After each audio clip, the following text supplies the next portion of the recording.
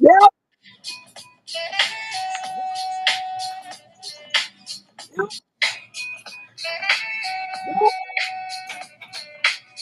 Hey. Good evening, good evening, good evening, good evening, good evening, good evening, good evening, good evening, good evening. Welcome to another report. Hey, got my fellow two brothers here with me on this lovely evening on a Monday, brothers. How you doing?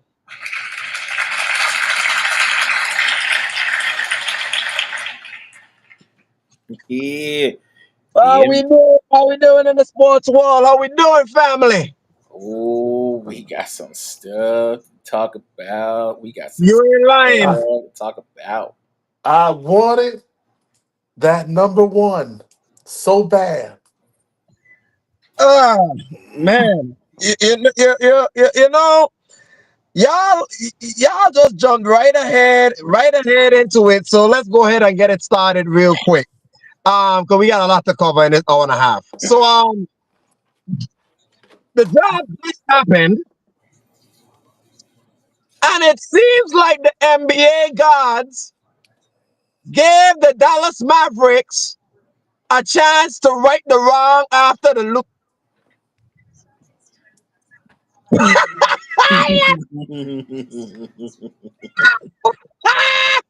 I can't do it. So the NBA gods basically blessed the Mavericks and Nico Harrison. Nico. Oh, you lucky SOB. They gave Mavericks the first pick, but then they gave San Antonio number two. So I just gonna let Rob kick it off first, cause since he's the fellow NBA analyst, go right ahead, brother. Lay it on me. I called this from a mile away. I said the only way that the Dallas Mavericks can make this up is by getting the number one pick in the draft and at a 3% chance of getting the number one pick. They got it. We've had small market teams for the last, I would say, 3 to 4 years. We had small market teams winning the lottery. The last, I'm trying to think, what was the last big market team? I want to say it was either Atlanta, New Orleans. New Orleans was the last one because they got Zion. Zion was the last one that went to a big market area. I thought it was going to be Philly because I figured they're going to need somebody to help out with Embiid. But who would ever thought that when a Luka trade come around the corner would be the one that basically gave the Dallas Mavericks the keys to their future for the next 10 to 15 years. Great job. Nico, you got extremely blessed and extremely lucky because what you've been preaching on could now possibly make sense. Because with a healthy Anthony Davis, Kyrie Irving coming back from injury, you got Lively, PJ, and everybody else, Klay Thompson, getting a Cooper Flag will really put your team back into playoff contention. And for the people that bought those season tickets when they were where they were, good job to you because guess what?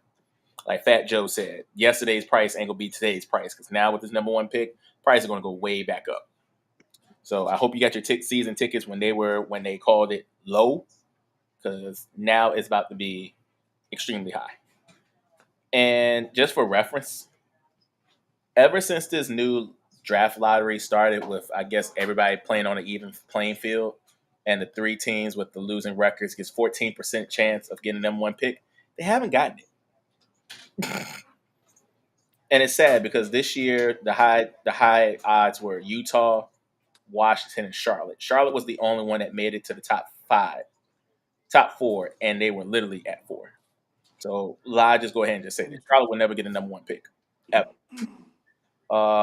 Dallas, they haven't had a number one pick since Michael Finley. San Antonio just had a number one pick 2 years ago with Victor Wembanyama, and Philly hasn't had a number one pick since Allen Iverson. So kudos to Dallas for getting the number one pick. The gods were on your side. I guess you can now make up for the next 15 years because I didn't know how you were going to replace Luca, but the flag is a great start. So hopefully within the next 2 to 3 years, you guys get back to your window of being championship contenders. And Nico, we're going to be watching you. We're going to be watching you very different this year. So now you got a number one pick. You're in a big market. You should be able to recruit players to play with Cooper, Kyrie, and Anthony Davis. So my expectation for them next year, and I'm going to say this right now, you should be top 4 in the West. That's my expectation. Well, I know you're a little pissed off because San Antonio didn't get the one pick. So Well, we got 2. I'm okay with that. That's not all I'm pissed off about. I want Nico head on a platter.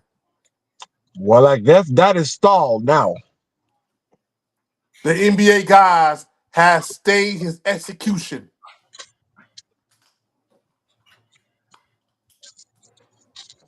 Just when I thought I had Nico in the palm of my hands for some odd reason, he escaped. He escaped. He escaped. I just want Nico's head. I want it on a platter. All right? Is that hard for me to get it? To get it? Huh? Is that hard for me to get it on a platter right here? Yeah, it is. I want it on the platter. He got Kobe on his side. You ain't gonna get that right now. I want his plan on the platter. You're not gonna get it right now. But the NBA guys stay his execution. Mm-hmm. I hope you don't draft Cooper Flag, but that's a short, that's a far fetch. I hope you don't. I hope the Dallas Mavericks do something stupid and don't draft Cooper Flag, and we can have Cooper Flag. That's the whole point. You are dreaming on alternative facts. I got you. I know, but that's not gonna happen. Oh, Mm. and Ali, Sleeper made a very funny breaking news. By the way, Sleeper is very petty that they put out there that Nico Harrison has traded the number one pick Cooper Flag for 3 bags of popcorn and a Diet Coke. I don't understand why this man still gets a second chance. I don't understand it. Help me to understand. The NBA did this one. You trade away your franchise player, and in return, you get yourself a number one pick. And another make that make sense. You know what this reminds me of? Reminds me when LeBron came home to Cleveland the year after they got the number one pick and got Kyrie Irving. Yeah, but this is different. It is. It is different because Dallas is looking for the next franchise, and the fans of the Dallas Mavericks don't trust Nico. And I wouldn't trust Nico either with a 10-foot pole. I can't do it. They might not trust him, but getting Cooper Flag is a great way to get their trust back. I don't. No. You want to know if you're a Dallas Mavericks fan how you get your trust back? Get in the playoffs. They were one game away from making it this past year. If they would have this for sure. Yeah, get in the playoffs and go a little bit further. Then we'll talk. Other than that, I can't do it. I just can't do it. Can't work with him. I'm about to do with a cemetery. Can't work with him. Can't play with him. Can't do nothing. See, here's the problem with your little situation, bro. Can't do it, won't do it. The problem is Dallas. If Dallas don't end up being at least a top 4 seed, and I'm saying at the least, yeah, Nico, you really need to get fired because you all of this firepower you will have. There is no way in hell y'all are not a top 4 team in the West next year. No excuse. Nah. Now, let us move forward to other news. So Rob, I know this Joel draft lottery meant a lot. Mm-hmm. What does this mean for I'll ask you, my fellow NBA analysts, what does this mean for for the Giannis sweepstakes and KD? Well, for the Giannis, well, let's start with the KD situation. The KD situation is more easier to dissect because Houston got the number 10 pick, which is good Oh. for them because it keeps them in the. Of course, they won't stay in the lottery anyway, but for them to stay in the top 10, if Phoenix wants a draft capital back, this is a great start for it because now, if you do pair off, if just KD and you keep Bradley Beal, then that's fine too. Then you can just start with that. Or if you parlay those two and get draft capital back, you can give Devin Booker another weapon to give him help for the next 5 to 10 years as long as you keep Devin Booker.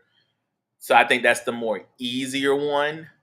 Now for the Giannis situation, that's going to be a little more difficult for Houston wise. This is kind of more favorable for a team like Brooklyn. Brooklyn's got a better chance of parlaying picks with New Orleans. I mean, with Milwaukee because their pick is number 8, but they still have other picks that they haven't traded off yet. Because remember, they got a whole lot of picks from the Bradley Beal deal. I mean, not the Bradley Beal deal, but the Mikal Bridges deal. A lot of picks off of that. So you can parlay a couple of those picks and maybe a few players to get a Giannis, and now you put them in a bigger market, and you can start. And mind you, they're probably gonna be one of the teams that's got the most cap space going into free agency next year. So if you can snatch a Giannis with 2 years left on his contract and get players around him, like for example, like I know it's not going to happen, but like a Malik Beasley, if you get Mm. Malik Beasley back on track and pair him off with somebody with Cam Johnson and with all the players they got in there, I think Brooklyn can make some noise. It's just like I said, I think Brooklyn is probably the better piece. But now with San Antonio getting number 2, it could be a little more enticing for him to come to San Antonio because with us having a number 2 pick and we won't have to give up so much to get a Giannis, Milwaukee will be crazy not to take the number 2 pick from us for a Giannis, Antetokounmpo, and a couple of players. Pair Victor and Giannis with Stephon Castle, whew, and De'Aaron Fox. Whew, whew, scary. Cooking with some fish grease. Yeah. So our number 2 pick could be either flipped for a star player, or we can use it to keep rebuilding with Victor, which I think that will be the better route. But if Giannis says he wants to come to San Antonio, you are more than welcome with open arms. 34 will be waiting for you at the door. It's not retired. We need another jersey to retire. 21 is retired. 9 is retired. 30. What's David Robinson? 50 50 is retired. retired. Yeah, 50 is retired, and 9 is retired.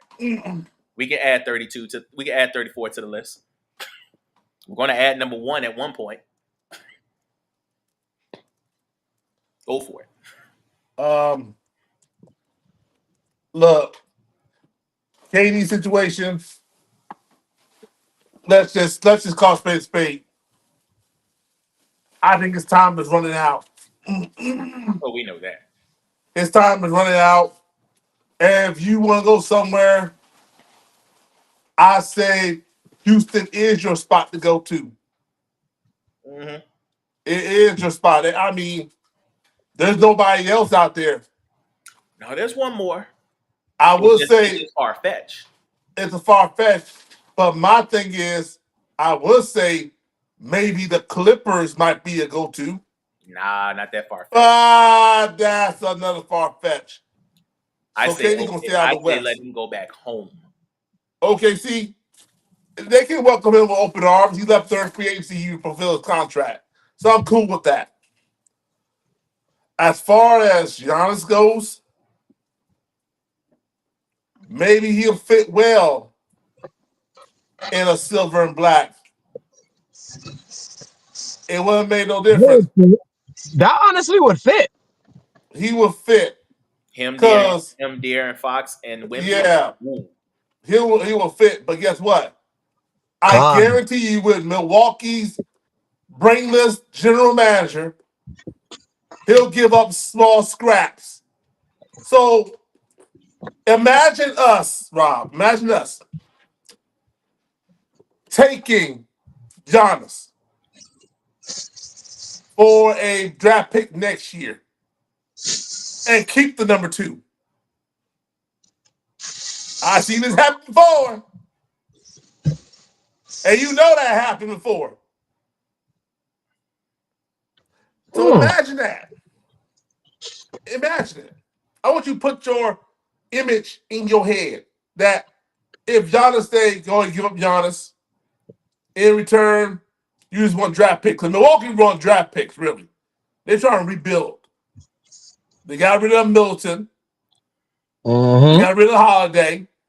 Mm-hmm. I think Lopez going to be gone out the door. The only one that will still be there is Bobby Portis. It's a far fetch, but keep the number 2 and steal Giannis from Milwaukee. I said that's not a bad thing. And I've seen general managers steal for cheap dirt rates. Mm.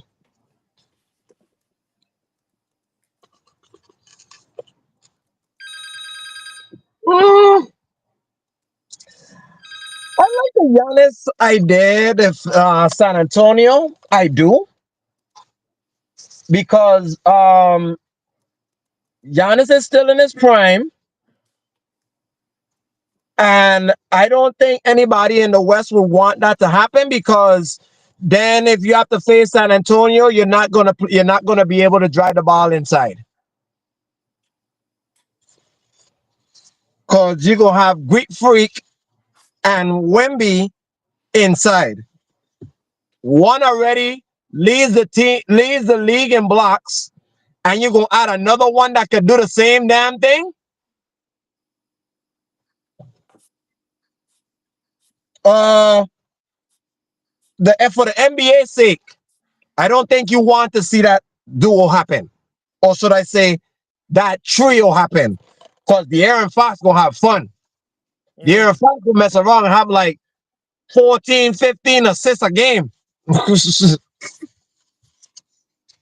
So NBA just be heat.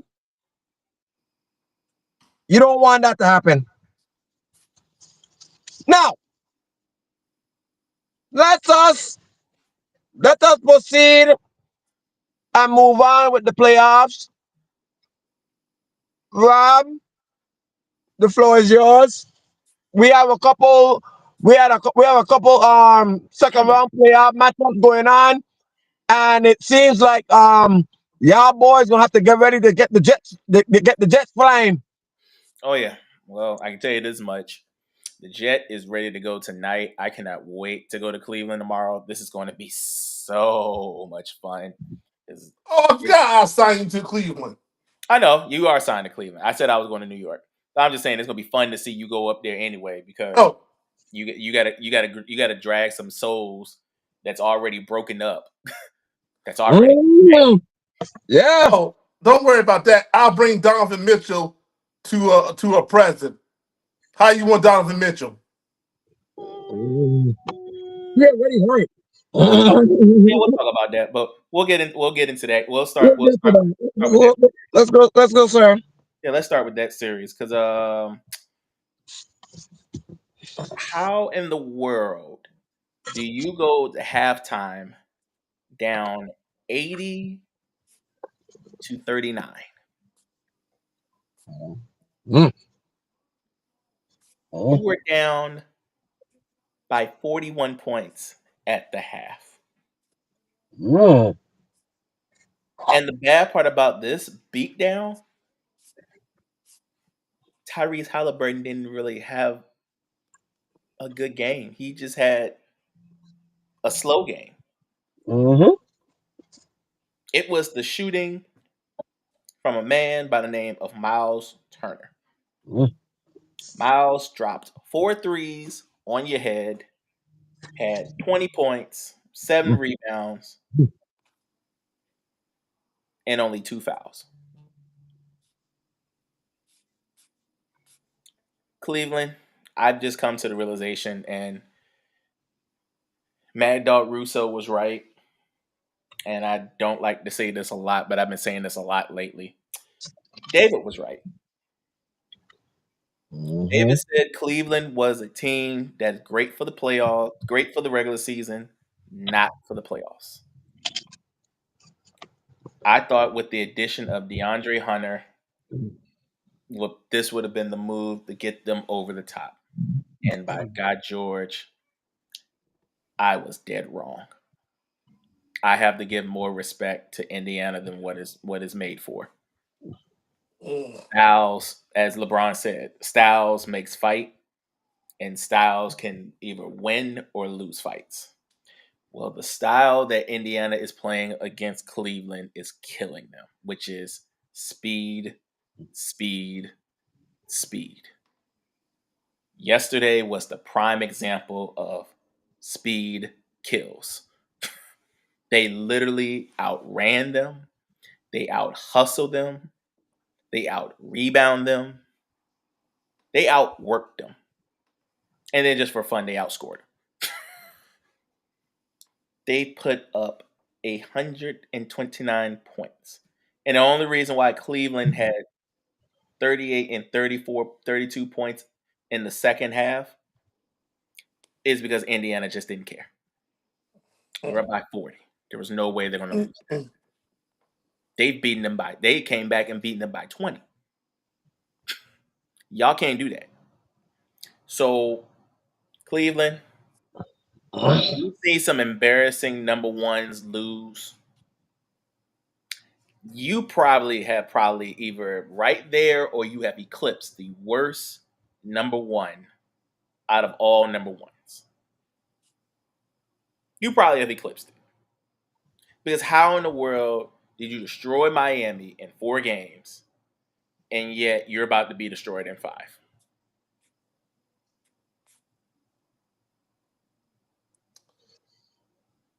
Look here. Let me go ahead and get them right now. But I have a funny feeling that tomorrow might be a stay execution. Keyword might be. Because Donovan Mitchell's not playing game 5 tomorrow. Oh, then you might as well go ahead and grab him then. Oh shit, I might as well do it right now. You might So, as well go ahead and grab it. but I'm gonna sit. But you know how I am. I'm gonna sit back until the bell ends. That or unless they get beat down like they did in game 4. Whichever one come first. It don't make no difference to me. Now I'll tell you what, I like you and I want you. Cleveland, we can do this the easy way, do it the hard way. The choice is yours. And if I were y'all, I'd go ahead and get my bones collected out in Cleveland. Because if he's got to go to Indiana to grab you, it's not gonna be a fun trip. Oh yeah. If you win game 5, oh, you like it the hard way. So that's what I'm gonna do. But to let you know clearly that Cleveland bench wasn't all that. And I did mention that early this year about the bench. And the bench came home to roost. I mean, look at this. The highest person on the bench who had high point was 2 people. Was Tyson and Isaac Okoro. That's it. This is why I explain to people that I don't care what your star is doing. You bring up to the mission about that if I score, if let's say for instance, if Pascal Siakam's average 22 points, right? Mm-hmm. You want him to average 26, 27, correct? Yep. Okay then. Now I got a little more theory. Now I got a little more theory for you. I don't care how my superstar average, but that bench of mine, everybody better contribute to 25, 30 points on the bench. At least. I'm cool with stars going up their games like 26, 27 points a game from a 22-point game, from a 22-point average during the regular season. But my bench, I need you to contribute to 20 points, roughly. As a collective. So as a collective, Man. 20 to 30 points collective. Because I always say this. I always say this in the NCAA tournament, and I say this in the NBA. Your bench will be your best friend to the end in the playoffs. So if you don't have a bench, that Larry O'Brien trophy is not going to be at your hometown and your home state. Just for clarification. I was watching our show from last week, and all of us was not even concerned about Cleveland. We all said that we thought Cleveland was going to bounce back. Mm-hmm. 3 games later, Yeah, I gotta say, yeah, because I gotta say it, because once we did game 2, I think you and I both said we're done. Yeah. um, We're done. we're back on this show 3 games, 4 games later. And they're on DEFCON. We all there on DEFCON 10. All this happened because of a very freak injury with Spider-Man with his ankle, Yep. and the fact that they was reliant on him because for the first 3 games or so, the man was averaging a 40 piece. And he was the one that literally was keeping Cleveland relevant. Because if it wasn't for him, let's be honest, Cleveland would be swept. I was about to say, we'll be talking about it right now. They gone. Mm-hmm. And now you telling me that Donovan might not even play game 5 All in because of a freak Cleveland, and y'all can't even stop these boys. Um, it just went from me not being concerned to Cleveland to Rob, Lone Wolf, get the souls because they're gonna be done. I Because I hate think the same offense and defense is going to travel in Cleveland, and they ain't gonna be able to stop it. I hate to say this, and I know that Donovan Mitchell is your guy. Yep. And I know he's been producing, and I have nothing bad to say about him. I think they're missing another score. I know we want Mobley to be that next guy, but I think they're missing. This is what I think. Next year, you got DeAndre Hunter. Start him.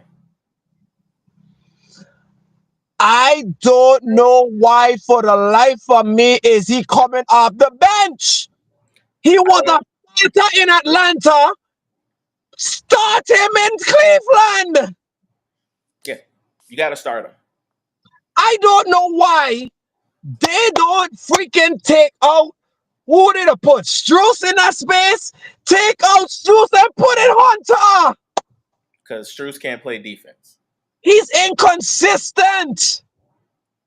Yeah, he's inconsistent. He can't play defense. Why did Cleveland sign? Why did Cleveland went ahead before the trade deadline to get DeAndre Hunter for? Because they needed more defense, and they needed another guy that can get out there, that can be another wing defender for Donovan. So why the hell he in the starting 5? No, if I were them, if they don't start them when they come back to Cleveland, I don't even want to watch the game because I already know how this is going to end. Starting game 4, mean game 5. If you don't start game 5, I don't want to watch the game. I don't want to watch it. Because if we got to go back to Cleveland and Strus is starting, I don't care how many threes he shoot. What He adjustment? can't guard anything. What adjustment did you make? None. Well, actually, no, they made one adjustment. They made a bad adjustment. They left their hearts in Cleveland after game 2. Now, I thought they found it in game 3. I said, okay, game 3, all right. We're here on game 3. I was like, okay, Cleveland found themselves. No, it wasn't a finding themselves. It was just Indiana had an off night, and they said we're not going to do this no more. And in game 4, yeah, just embarrassing. Yeah, I'm done with Cleveland.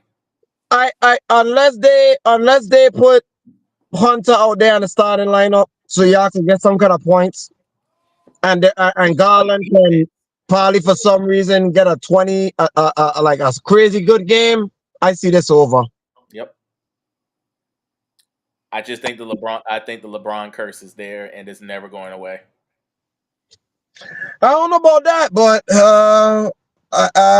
we'll see what happens with them next year. But I'm not gonna say that yet because the series ain't over. Next series, go right ahead, bro. Oh, before we go into the next series, Dallas did something that hasn't been done in 22 years. What? They are the first city to get the number 1 pick in the WNBA and in the NBA. So shout out to Dallas. Yeah. They got the wings and they drafted my girl. They drafted my girl. Yeah. Who their season starts Friday. Well, we cannot wait to get into that. I cannot wait for the women NBA season. Yes. Cool. Let's move along with the playoff. We got Ant-Man played. Actually, no, we'll not go with Ant because he's tonight. OKC found themselves back in Denver. They got both the games. Well, they got one in the game. Yeah, it was 1-1. Then it ended up being 2-1 and an overtime win with Denver. But then OKC came back Sunday afternoon and told Denver, no, you're not going up 3-1. We're gonna get you back 2-2, and we go back to OKC. We're gonna have our way with y'all. And I give OKC a lot of credit. They have shut down Jokic. Ever since game 1, they have shut him down. Points wise, has not been good, but like I said, the way to beat Denver is take his assists away, and they have absolutely done that every time these last 3 games. I think the most he's gotten out of these last 3 games, I think, is 6 assists. He fouled out in one of these 3 games. I think it was game 3. 3, I think. 3 or 2 he fouled out. 3 or 2. It was one of the games when Scott Foster, who came. It was game 2. Yeah, game 2 when he fouled out. When Scott Foster came back from the dead. Oh, I couldn't understand. Hey, what's up, man? What's good? Hey. I'm on my way to the. Okay. Well, we talking about the OKC series in Denver. I was telling them how ever since game 1. Jesus. Well, we'll get to them in a second. Ain't too keen about Denver. Yeah, I agree. I was saying with Denver and OKC, I was saying ever since game 1, OKC has put Jokic into a torture chamber and cut his assist down, which I thought that was the key to winning the series. Actually, oh no. Yeah, they cut his assist down. I mean, his assist. I would say Jokic's assist has been 6, 5, 4, and 6, which is great for OKC because the one thing he likes to do is contribute the ball, and he likes to get like 8 to 9 assists, and he gets his 20 points and 12 rebounds. But like I said, if you cut his assist down to about 5, and he gets you like 30, you've done your job. But now they've done even better because not only they get him his 6 assists, now they're cutting him down to 15 to 18 points and wearing him out. So that's even more better on OKC. And I think SGA, he finally got a game where he just said, "I'm just going to have my way with anybody," and he took over the game on Sunday, and that's why they're up 2-2. Go ahead, Ali. Before it gets out of my head, I want to say this real quick. The one thing that I have noticed, matter of fact, I'll go first. Why not? Go ahead. Yeah, go ahead. One thing I have noticed in this series, for 3 games, the Jokic struggled.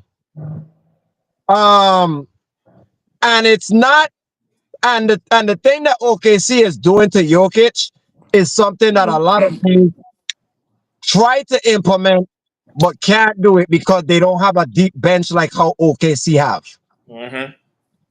The thing that they're doing, they're having people like Alex Caruso, Wiggins, Hartenstein, and Holmgren be like a bunch of piranhas and literally have a body on Jokic at all times. I'm talking about without the ball and with the ball. Mm-hmm. They don't give him no passing lanes. They're not giving him no room to operate. Nothing. David, silence before I mute you. Thank you. You like to talk over people. Shit. Now, that's the biggest problem. And the thing about Denver, all of y'all could agree with me. If you cut the head of the snake, Denver is in trouble. And right now, they are in trouble. Right here. Because The gate. Denver relies so heavily on Jokic. Jokic is the most important piece on a team in the NBA. Like period. He's an MVP. He's a 3-time MVP for a reason. Mm-hmm. So, like, you put piranhas on a man like that. No count. They're basically telling Denver for Brown, MPJ, and Jamal Murray to create their own shot. Mm-hmm. And unfortunately, only 2 out of those 3 can do that. Mm-hmm. And that's Murray. And how he's been playing this year, Westbrook.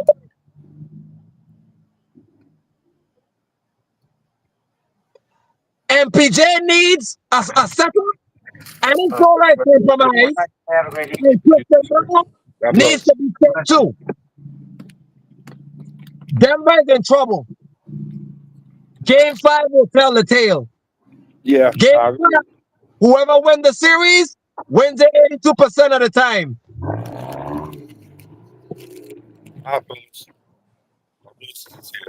I'll let y'all. Love y'all. All right. But that's my spin. They are destroying Jokic. And Jokic, you can tell, Rob, he is exhausted. The man tired. The man burn. The man burn out. You remember last series, this man had to literally deal with a whole movie of Zubac. Mm-hmm. And they played, what, 7 games in 13 days? Yep. And then you turn around and only within a day and a half, you got to play OKC. And you gave everything you got on that game, and you won that one.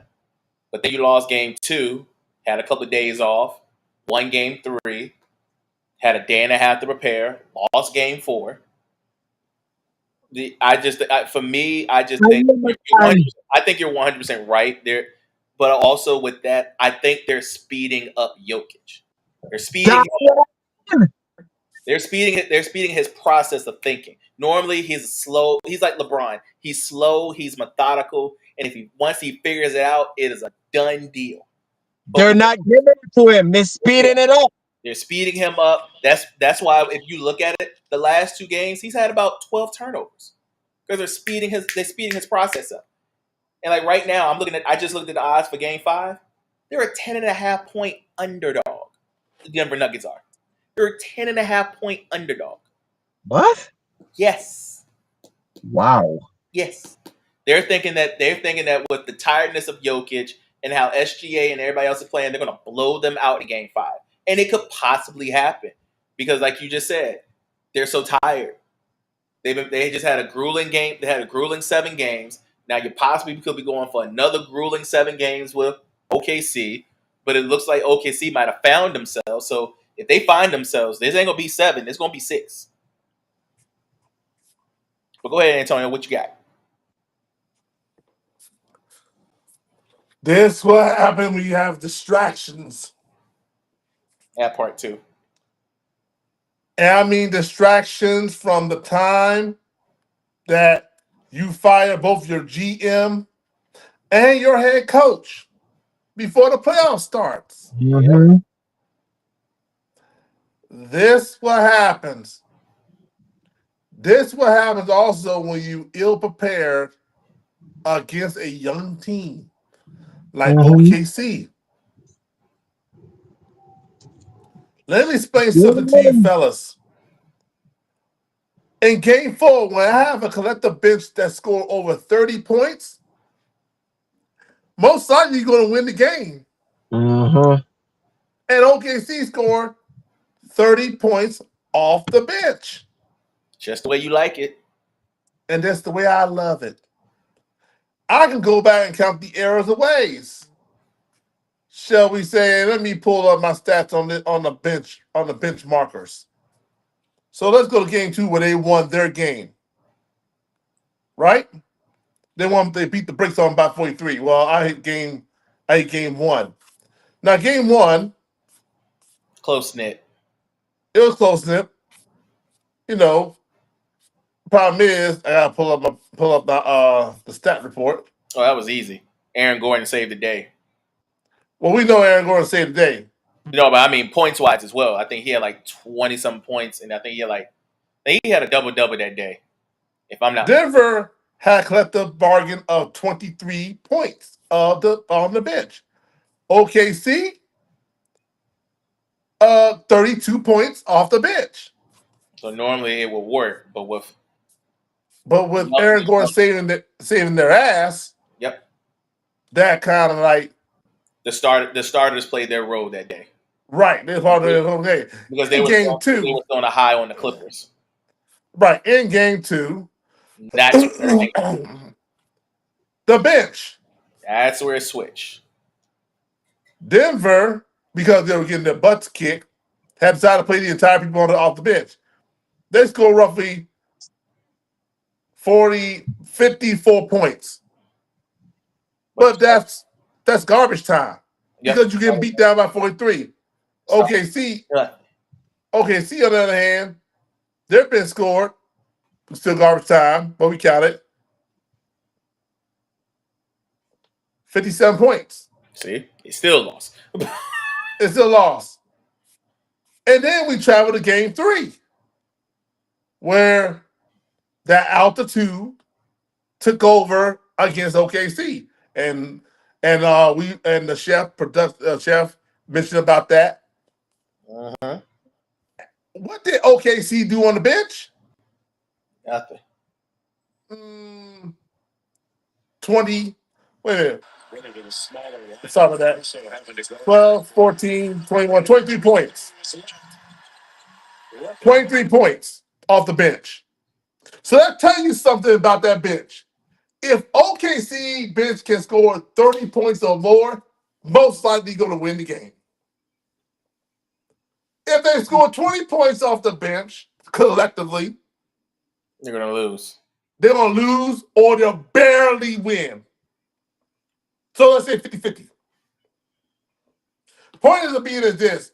This is why make sure your bench is nice and tight when situations come into play. And the 2 wins that OKC won, the bench scored over 30 points. That's all we ask. Mm-hmm. And now this is why I say, if your bench is right, you'll win the championship. Don't worry about defense. They'll starters will take care of that. But make sure your bench is right. All right, now let's go to the games that's playing right now.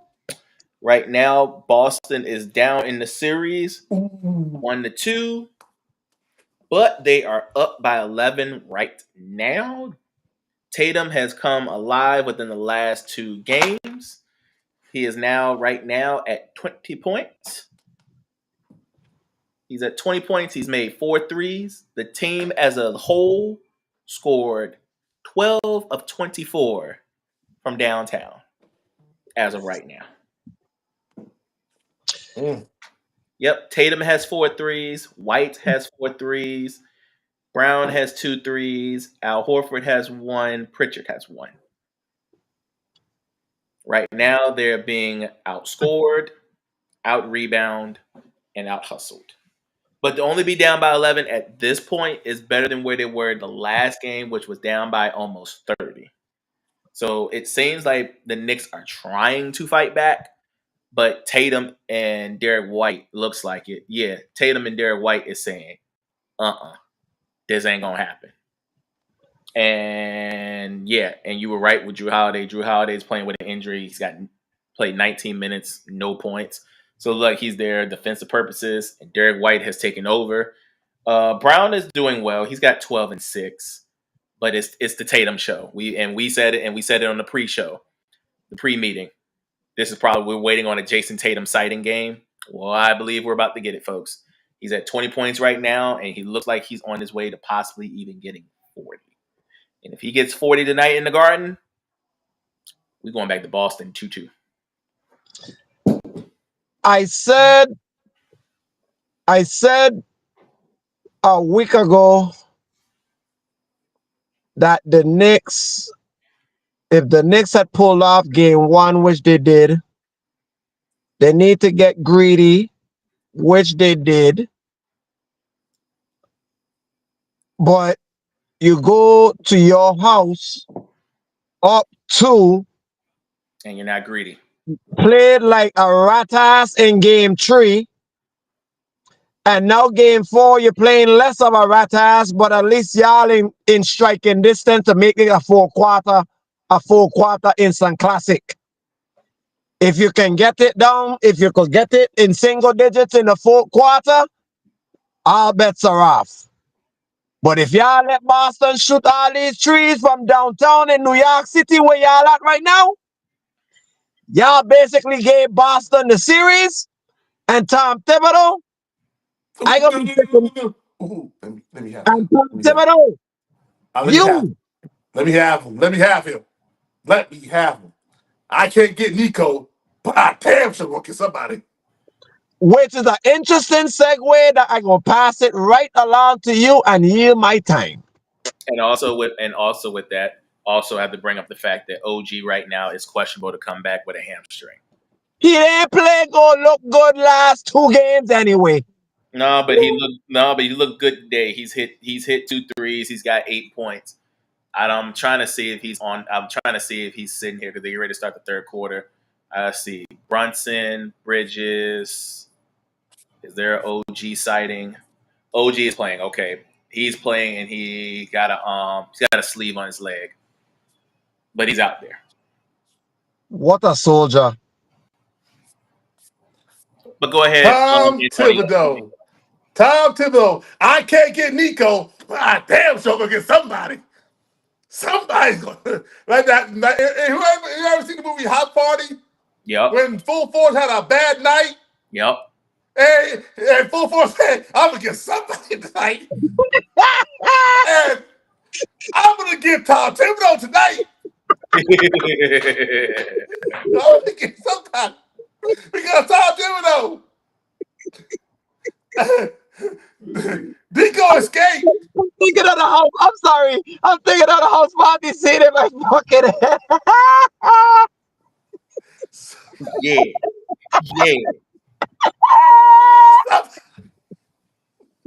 You gonna get him this time around. Get somebody's tonight. But Tom Thibodeau, let me explain something to you.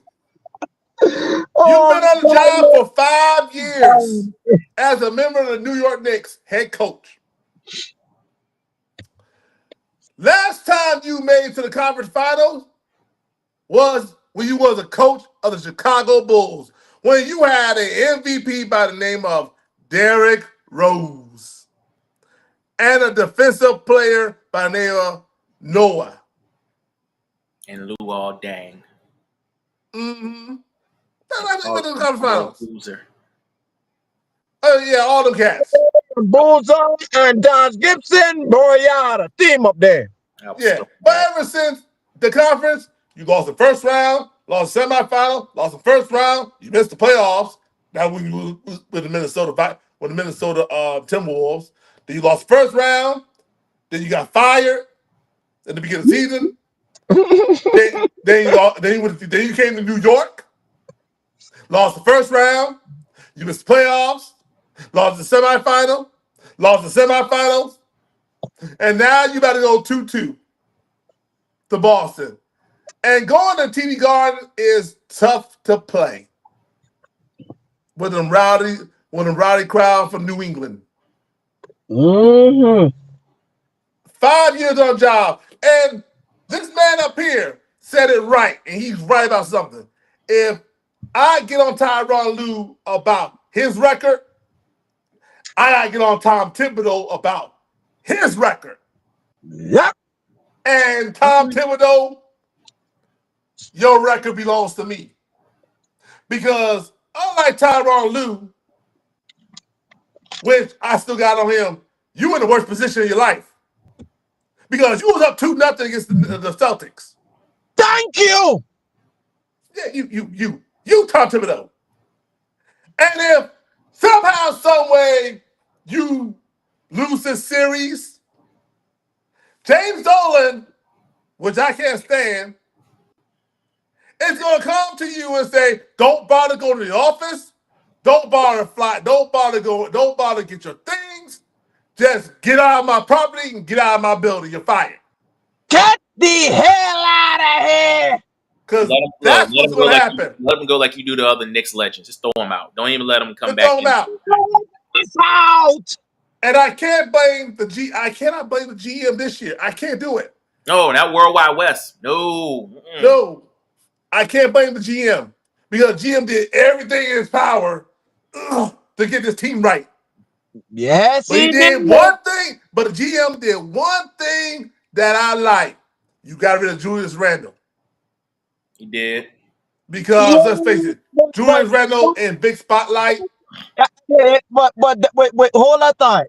That might be twofold.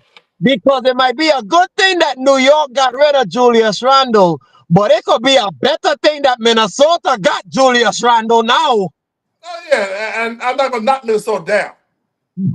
But I'm gonna wrap this up. The only bad thing that the Knicks GM did was give up so many picks to get Mikal Bridges. I think that's exactly what that's the only thing they did.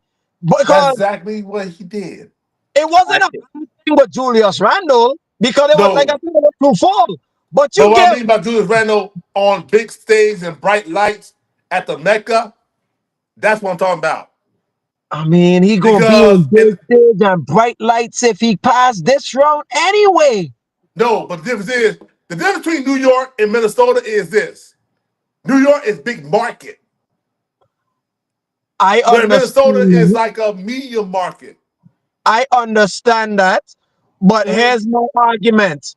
These boys is about to be 1-2 games away from going to the Western Conference Finals and possibly going to the NBA Finals. What bigger stage Julius Randle gonna be other than that? No, I'm not talking about that. When I'm talking about Julius Randle in New York. I'm not talking about Julius Randle in Minnesota. He gonna be in big stage anyway, so the pressure gonna be on him anyway. Cause right now he is the secondary option for that team. No doubt about that part. But the problem is this: in some games, if Ant ain't playing well, he is the number one option. He is the number one option. But the point is this: Cat Williams, excuse me. Karl Anthony Townsend, you've been in foul trouble a lot, buddy. All series, you've been in foul trouble. and you in foul trouble again. Yeah, but he getting every single rebound in the book though. Yeah, but the point is being Got to stay on the that court. let That too. yeah I agree. let let Boston win this series. Tom Thibodeau, I will come down to New York personally on my jet and grab you and put you in the solar realm. I'll have them ready just in case they screw this up. Oh no! I don't want you to have them ready.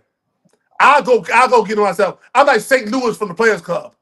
I'll get them myself. Well, I ain't If mad. y'all don't want to get murdered, get the fuck oh. Fine by me. Well, and the crazy is we just talking about it, and the Knicks are down by 14. So if it keeps going the way it's going, yeah, this is not gonna be a fun. This is not gonna be a fun series to watch. And the bad part about it, and this is where I got to get on and see. This is why, as the and I know it's a weird off topic to talk about this, but as delusional as Cowboy fans are, Knicks fans are the worst. They are the worst. They're up 2-0 in a series, thinking that it's going to 3 and it's wrapped around their fingers to win. And they got to win 2 more games.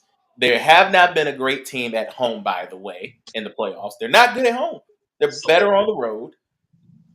And they're thinking that they've won the NBA championship, and they haven't won that since 1971. At least Dallas won their titles in the 90s. They haven't won theirs since the 70s. Last time the Knicks been to the finals was 1999. And they met us, and they ain't never been back. And that's when they had a young Greg Popovich versus Jeff Van Gundy. Now, let's get to the other series. It could possibly end tonight because if they don't get their act together, it's going to end. It's going to end by Wednesday, and that's the Golden State Minnesota series. Let know what? Let me help you out right now because let me help you out right now. Let me help you out right now. Let me help you out. Let me help you out.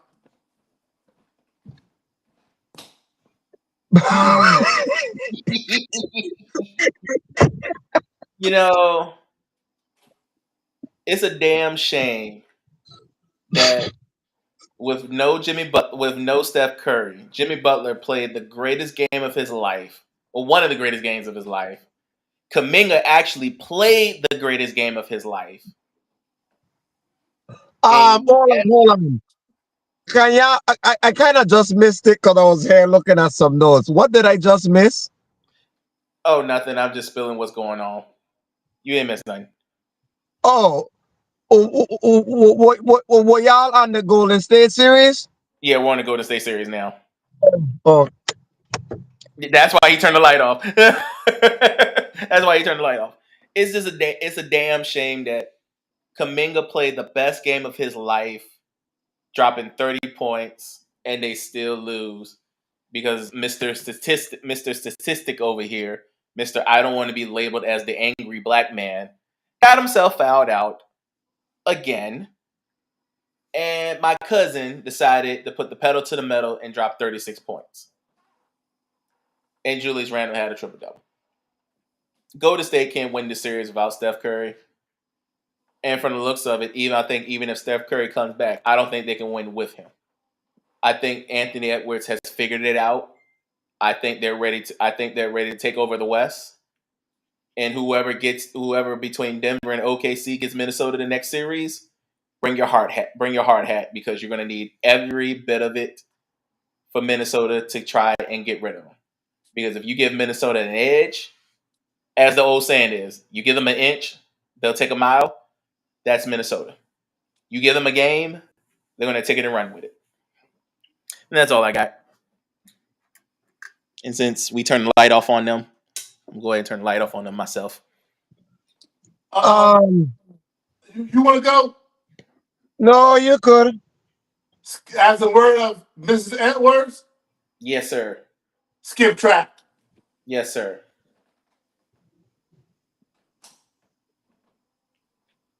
I gonna be plain, I gonna be easy, and I gonna be simple. And it might only take a minute. Few things in this world you can't do without: death, taxes, and Steph Curry. Amen. Amen to that. He is the greatest shooter God ever created. He is one of the most important pieces in the NBA. Yep.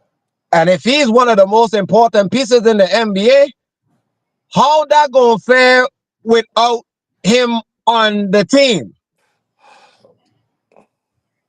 You see how they look when they didn't have him, and they only need one game to win in order to gain back. The Facts. problem is, I don't think they're gonna get that game to get him back. Which will be tonight. I'm scared. I'm scared y'all might have to go on the plane. And the crazy thing is, I thought that Scott Foster would be at the Golden State game. Oh no. No, no. He's in New York. Scott Foster's in New York. Bye, Oh Nick. wow. Goodbye, Oh, Nick.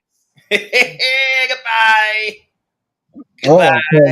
Goodbye. If he was over there in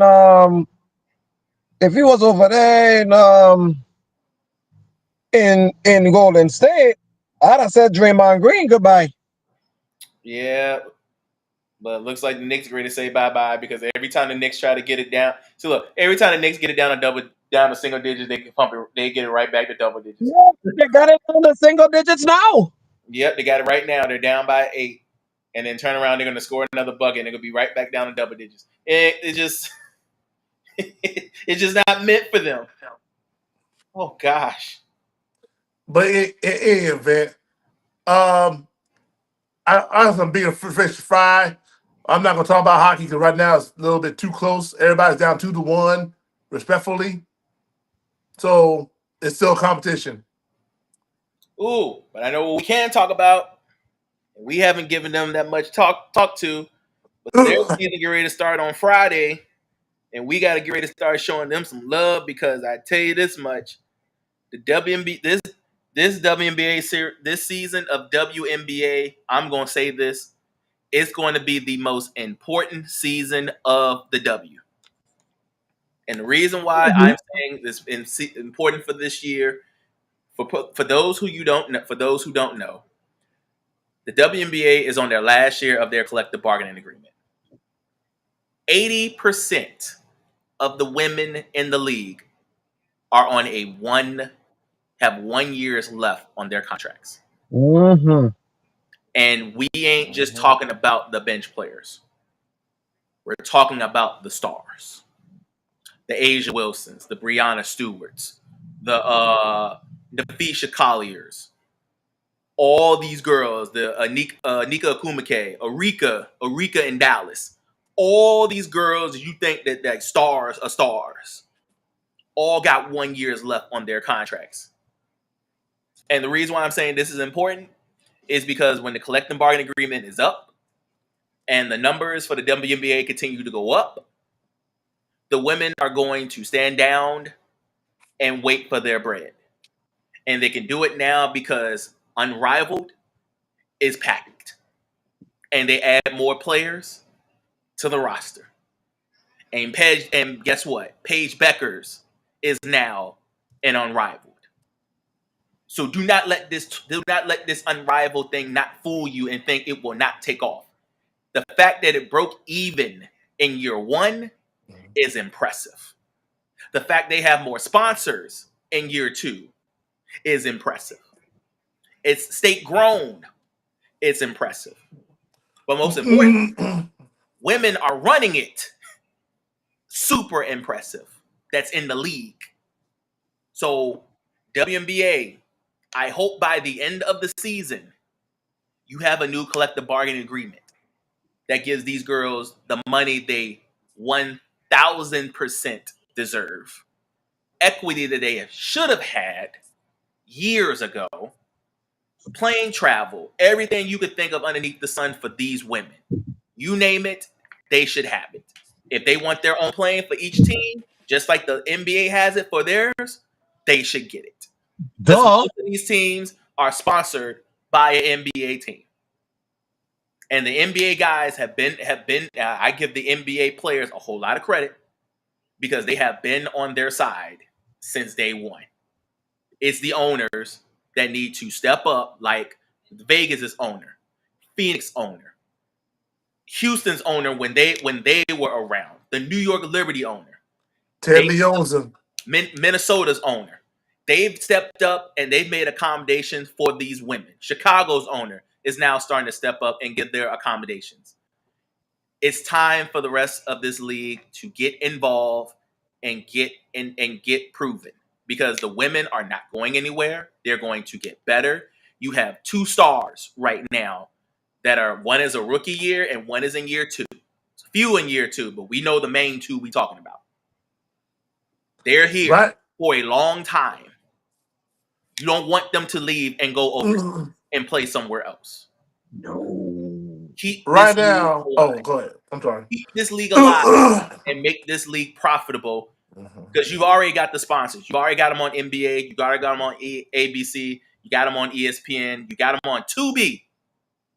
We're watching them on Tubi. Mm-hmm. And Tubi is pretty good. They're great on Tubi. Mm-hmm. Continue to thrive, but give them what they ask for. Please. A bump up in the pay for starters. 100% bump up. 100% Bump up pay. But let me inform you something. And also, on top of that, you got the face and revenue. Revenue sharing is another thing. They want some of that revenue too. That's why I said keep it. Let me inform y'all guys something. The WNBA have stars of the prime, like Asia Wilson, the preach caller. Collier, yep. Collier.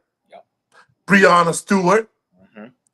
Those guys are in currently the prime. They're the face of the WNBA. WNBA. They're the face of the WNBA currently. Mm-hmm. The past, like the Diana Taurasi of the world, Sue Bird of the world, Tina Charles, Maya Moore of the world, Lisa Leslie of the world, Cynthia Cooper of the world. They're the past, they're the legends. Shoot, you could throw the legends now with BG. You got Tina Charles that's still playing. You still got there's another star out there. I can't think of her name. But we're going to retire. Now, the Angel Reese of the world. That's the future. Caitlin Clark. Paige. Sabrina. And if that girl for USC decided to come out next year, named Juju, if she's ready, that's your future. And right now, the future, right now, you are set for the future. The only thing that you need to do for your future is to make sure that they get 7 figures. Because guys like the Lisa Leslie of the world, the past WNBA players, they never saw, most of them was getting no more than 5 figures. They never even see 6. No, they never see 6. These WNBA players of the present and now the future have a golden opportunity to see high 6 figures. No, hell, scratch that. I would say 7 figures. They want to make nearly the same money as the NBA. And they should. And yes, and they should. So I am 100% full support. WNBA PA, if the owners don't want to come to you and give you a good deal, sit out. The more you sit out, the more you sit out, and I understand the fans ain't going to be too happy, but the more you sit out, the more you tell the owner, I mean business. Oh, yeah. Well, I think there's the thing, Antonio. They mean business anyway. I just told you, 80% of the league is on 1-year contracts. So no matter what, that right there should tell you that they mean business. 80%, and most of them are your stars. Red flag. Oh, and by the way, just to let you know, they actually opt out in October of last year. Exactly. Good. That's even better. But then that's what I said. That's why, like Unrivaled, I guarantee you, if they don't have a deal done by the summer, Unrivaled is going to be the biggest thing popping, and all these girls are going to be playing for Unrivaled and wait for the contract to be done. Exactly. And if you and owners, if you don't believe that, why don't you go ask the NFL? Why don't you go ask the NHL? Why don't you? Matter of fact, I go one up on you. Why don't you go to ask the MLB? Where they had a lockout for 1 full year. Or they can even do anything better. They can go to their brothers and see what happened. Oh yeah, go ask the NBA. Got locked up twice. Yep, they did. Yeah. And they haven't touched the lockout since 2011. So owners, you have been warned. Mm-hmm. Take heed to warning. If the deal don't comes in now at the end of the season, you not making no money. You not making no revenue. Nope. You not making nothing. The only thing you making is air that you breathe. Mm-hmm. And you just got a new team that's going to start this year, and that's in Golden State. And you got another team that's getting ready to be started after this year in Toronto. You better cuff up some money, because now we got to go across the border too. Oh, I'm gonna need some money. Oh, and by the way, nearly all y'all who own this team, y'all billionaires, so y'all can call some money. Of course they are. I told you, most of them are owners of the league. Stop being tight. Stop being tight-fisted. Yeah, they need to be like. I hate to say this. They need to be like Mark Davis. Mark Davis spent millions and millions of dollars on the Vegas, and you see what they doing. They still winning. Oh yeah, I know he's the owner of the Ace, right? Yes. Oh shoot, they left. I'll give my take on the women NBA. I love the direction the women NBA is going.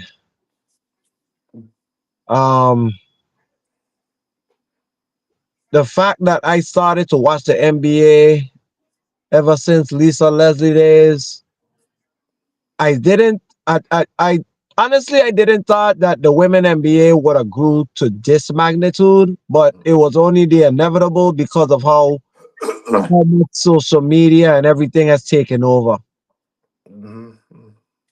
And being that the women NBA is in a great place, and what gave even more respect to the women NBA when All-Star weekend came and the men were trying to ask for the women to come over and help them, and they were like, nah, they're gonna go ahead and up their brand.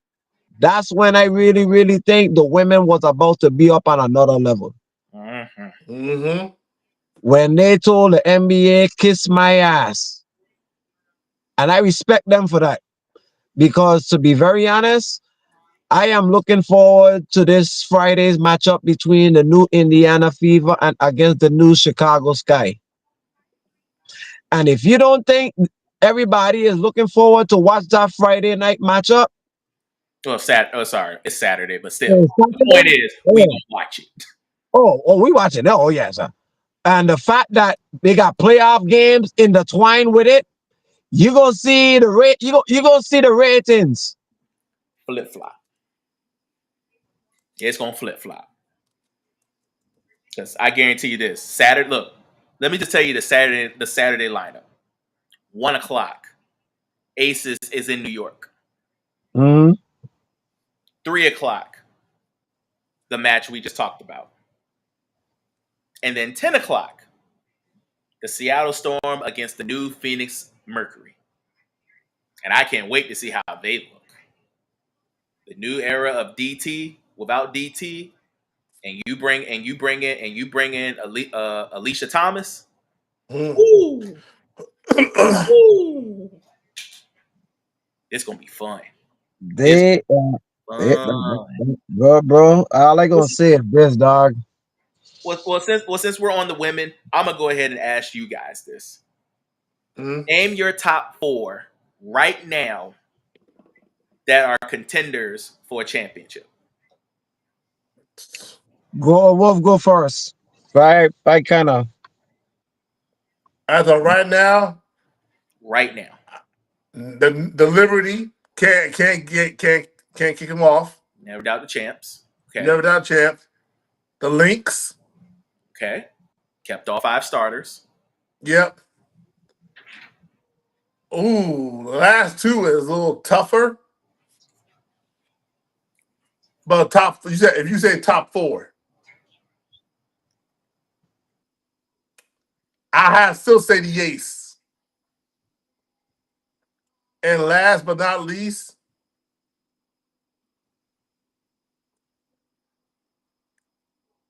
give me the Fever for some odd reason. I think the Fever gonna make some noise. All right, Chef, you too.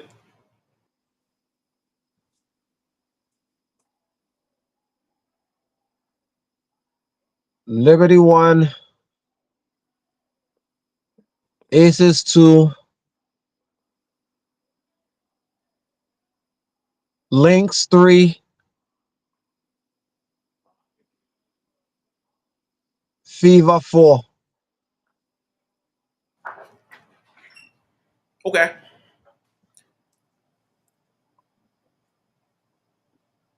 Liberty won. Only reason why I wouldn't put Fever over the Lynx yet is because I want to see it first. Any other than that, I can't disrespect the Lynx, the Aces, or the Liberty, especially what the Aces just picked up. They said goodbye, Kelsey Plum, and said hello to missing Jewel Lloyd. It's yeah, Jewel Lloyd. walking 25 buckets. A more efficient scorer than Kelsey Plum. And you gave Jackie Young another guard that can give her help. Now she doesn't have to take the scoring power off of Asia. And Jackie Young could play more defense. Yes, and we saw how Jackie Young was in Unrivaled. Don't get it twisted. The girl can still score if she want to. Yeah, yeah, yeah, yeah, yeah, yeah, yeah, yeah. But yeah, I'm with y'all. I got of course, never doubt the champs. I'm not until you beat them. You got to show me. Phoenix won. I mean, Liberty won. I got Minnesota as the 2. Keeping all your 5 is very big, especially for the head coach. You don't really lose anything. Mm-hmm. I think they're going to get more production off their bench this year. I think that's going to be very good for them.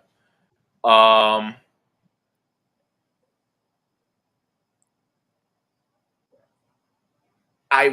have the Aces as the 4 because the team I think we're going to have to keep an eye on this year, and you just named her, Kelsey Plum. I have to watch how these Sparks are. Watching Cameron Brink, watching Rhea Jackson play in Unrivaled this year, adding addition to Kelsey Plum. This could be a team that we're going to have to keep an eye on because if Kelsey becomes the leader that we know she is and makes Rhea and Cameron take that next jump, because we didn't get a chance to see Cameron Brink play because remember she tore out for the season injury, yeah. the season, so we saw her on Unrivaled. Rakia played a pretty good first year. I think she'll be ready to take the next step for year 2. I think for me, if the Sparks can make that jump with what they have and what they added on, they could be that 3 team right there. I think they could be. But I'm not going to lie. Seeing how Indiana is right now in these preseason, I know I get it. They're preseason games. I get it. We're not. Oh my God, Lord Jesus. Look, they haven't been in competition yet. I understand that, and everybody is brand new. Let's not talk about that preseason, please, Lord Jesus. Yeah, that playing against Brazil, and she shot the same shot. Not just that, just them overall. Like, oh God. Oh. I think we're going to see you've been saying that we've been waiting to see the Caitlin Clark of Iowa. I think we're about to see her this year. I think we're about to see her, and folks, let me tell you something. We haven't had a young MVP since Candace Parker. We might have it this year with Caitlin Clark. I think she's on the verge of winning the MVP this year. She's put on at least 15 pounds over the summer. she's got more of a mean streak, and now she's shooting it further than ever with more weapons around her. She put on 15 more pounds? She's put on 15 more pounds. She big. Oh, God. Big. She little Diesel. Yeah, let's just say this. Remember how she had to fight through the screens against the Liberty and Minnesota? Well, she ain't got to fight them as much as she did last year. Oh. And the big body girls though. No, she still can't handle the big bodies, but the medium bodies. She's like the shooting guards and like small guards. Oh, she's gonna eat them alive this year. I expect her to average. Here's the thing. I expect her to average a double-double. They should be at least top 4 in the WNBA, and she should be MVP this year. She could possibly do the double-doubles. She could win the All-Star MVP and the regular season MVP this year. Oh. Those Knicks have came back. I ain't want to get into that, but the Knicks have caught. They took the lead and they're up by 3 going into the 4th. They have caught fire, and I guess What did I say? What did I say earlier today? What did I say earlier in the podcast? That they better get on a run, or else I'm gonna be on a flight to Boston picking them up. No, that's not what I said. But the key thing I said was, you get this team to the 4th quarter. Yep. If you get them down single digits in the 4th, but they did even better. They're up in the 4th by the 4th. Because Mr. Jalen Brunson said enough is enough. Mr. Clutch player. Yes, Mr. Clutch said enough is enough. He's at 28. And Jason Tatum is right behind him. Oh, I'm sorry. No, I take it back. Jalen Brunson's at 31 now. I'm sorry. My bad, Jalen. You're at 30. And Tatum is behind him. Yep. And he's about to look. Jalen's about to get a double-double. He's 2 assists away. And and he's 3 rebounds away from a double-double. Matter of fact, Jason Tatum leads in points, rebounds, and assists tonight for his team. Tatum right there with 31. Yeah, it's Jaylen Brown. He's got to get out of foul trouble. He's at 4 fouls. Derek White, 22 points, looking good. And you called him to have a great game, so said it. He was gonna have a good one. Like, they use him so much, and Drew Holiday is not healthy right now, so they're gonna rely a lot of the scoring and guard duties on Derek White. He's gonna be out there a lot. I call that. And Bunsen, 31 points. 2 points away from a double. Yep. Smack. Yeah. It's I won't be surprised by the end of this that JT and Bunsen probably in the they dwindling on the 40. 40 apiece. 40 between the two. Here come Bridges, and here come Bridges. Here he go. Oh boy. This is going to be very interesting. Nasty. But in any event. But somebody take me home.